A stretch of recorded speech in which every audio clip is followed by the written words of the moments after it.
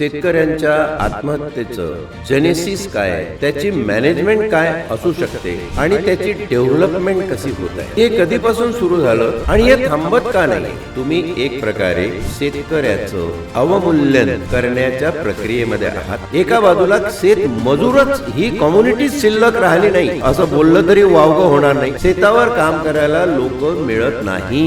ज्याची जमीन आहे त्याला स्वतःच्या शेतामध्ये शेत मजूर होऊन जेव्हा राबावं लागतं, त्याचं मेहताना कुठे आहे, त्याचं व्हॅल्युएशन कुठे आहे, हे हमी भावामध्ये का समाविष्ट होत नाही. जो आपल्या जीवाचं रान करून शेतामध्ये पीक उत्पन्न करतो, त्या पिकाचा भाव ठरवण्याचा अधिकार त्याला का नाही.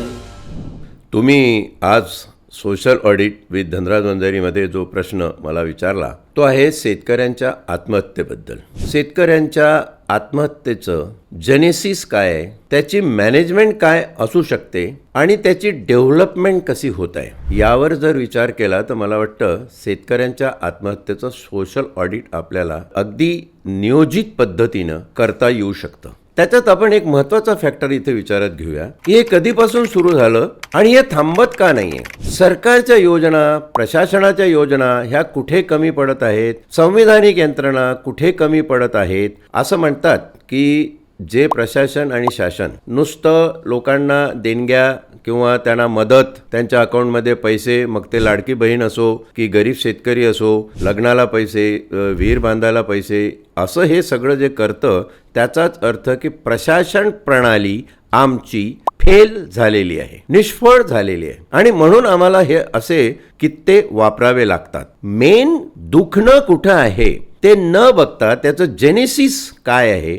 ते न बघता आपण केवळ काहीतरी तकलादू मॅनेजमेंट पद्धतीकडे शेतकऱ्याच्या आत्महत्येचा विचार करायला लागलेलो आहे. शेतकरी कित्येक वर्षापासून पंजाबचं आंदोलन बघा, विजय जावंदियासारखे नेते असतील ते कंठशोष करून बोलतात आहे. अतिशय विद्वान आणि चांगली लोक, अभ्यासू तज्ज्ञ याच्यामध्ये आहे, ते सांगतात आहे, पण त्यांच्या सांगण्याकडे शासन प्रशासनाने लक्ष देणं अतिशय महत्त्वाचं आहे, किंबहुना ती काळाची गरज आहे. शेतकऱ्यांच्या आत्महत्या हमी भाव आम्ही त्याला देत नाही.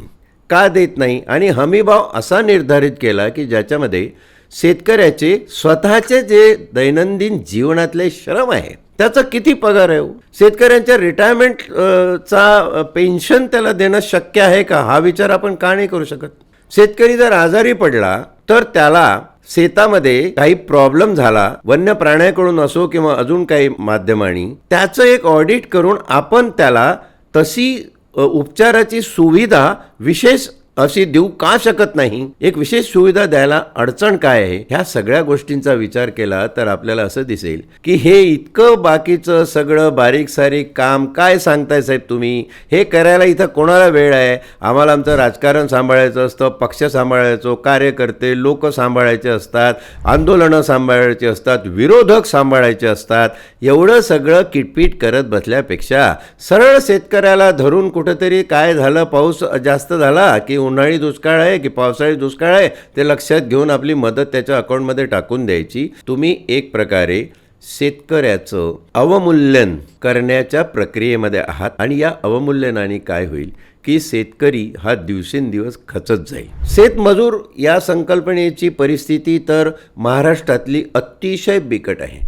एका बाजूला शेत मजूरच ही कम्युनिटी शिल्लक राहिली नाही असं बोललं तरी वावगं होणार नाही, अशी परिस्थिती संपूर्ण महाराष्ट्रामध्ये आहे. शेतावर काम करायला लोक मिळत नाही. मग ज्याची जमीन आहे त्याला स्वतःच्या शेतामध्येच शेत मजूर होऊन जेव्हा राबावं लागतं, त्याचं मेहताना कुठे आहे, त्याचं व्हॅल्युएशन कुठे आहे, हे हमी भावामध्ये का समाविष्ट होत नाही. जो आपल्या जीवाचं रान करून शेतामध्ये पीक उत्पन्न करतो, त्या पिकाचा भाव ठरवण्याचा अधिकार त्याला का नाही. हे तर एकमेव उदाहरण असेल जगातलं की निर्मिकालाच काही अधिकार ठेवला नाही, सगळे दुसऱ्यांच्या बाजूनी ते अधिकार लागलेले आहेत. ज्या काही एजन्सीज निर्माण केलेल्या आहेत त्याच्यामध्ये बी बियाणे असो, शेतीची औषधं असो किंवा इतरही काही अवजारं, शेतकऱ्याला लोन, बँकांच्या योजना, ह्या सगळ्या योजना ज्या लोकांच्या हातात आहे त्यांच्यावर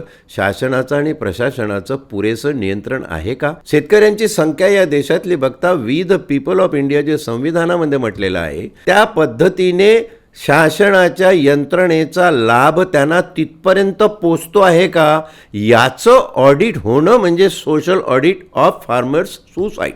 आणि रे माझ्या मागल्या अशी परिस्थिती, रोज मरे त्याला कोण रडे अशी जी म्हण आहे. पहिला एक साधी बातमी जरी आली शेतकऱ्याच्या आत्महत्येची तर सगळ्या न्यूजपेपरमध्ये ती बातमी येत असे. आता माध्यमांनीही आपलं संस्कार आपली संस्कृती बदललेली दिसते. त्याच्यामुळं 10-10, 15-15 शेतकऱ्यांच्या रोजच्या आत्महत्या होत असून सुद्धा साध्या बातम्या सुद्धा हल्ली झळकत नाही. हे सोशल ऑडिट आहे. आपल्याला या ठिकाणी या सगळ्या गोष्टींचा विचार करायचा आहे.